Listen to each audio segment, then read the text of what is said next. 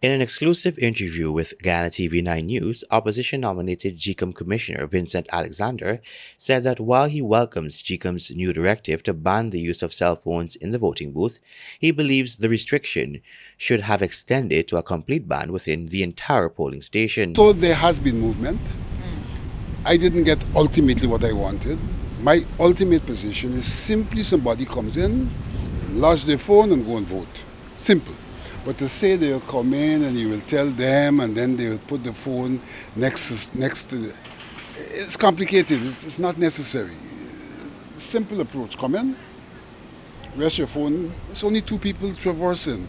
Rest your phone there and go and vote. You don't even have to tell them anything after that. Another issue raised by Alexander is the prevailing culture in which voters are pressured to support political parties.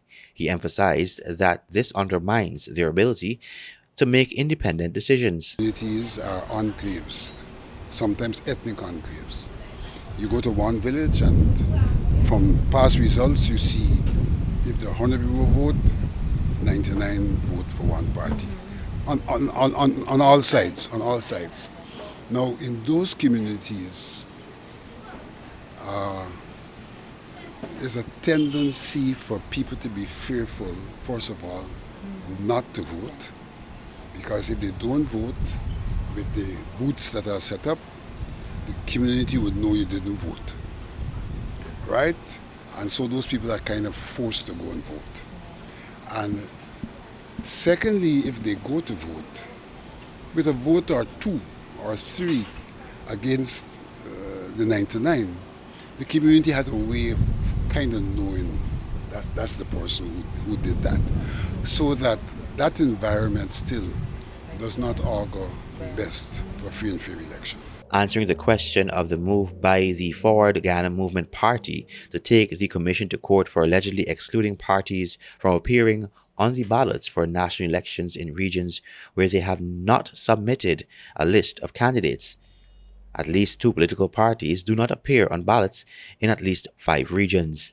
What GECOM is doing is what we've been doing since the reform to provide for the constituencies. So that's the first point I want to make. The second point I want to make is that they have raised a constitutional issue at the very last moment.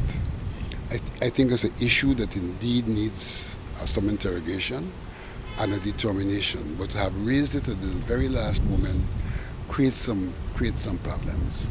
For example, even myself, the issue having been raised, I am not completely prepared to comment one way or the other because I still need to do my research. Meanwhile, Alexander said that the Carter Center's observation of the OLE represents a problem in Ghana's electoral system. He explains. The problem is not a bloated list, so to speak.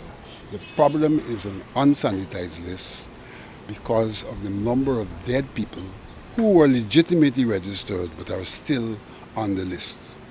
The problem also is that with all of these overseas people on the list and no proper identification mechanism, then they can be voted for, as I will argue happened in 2020. Alexander has long advocated for the Commission to revise several of its procedures ahead of the upcoming elections. However, with just days remaining, the Commission is moving forward and has declared its readiness to conduct the elections. Calvin Abrams, Guyana TV9 News.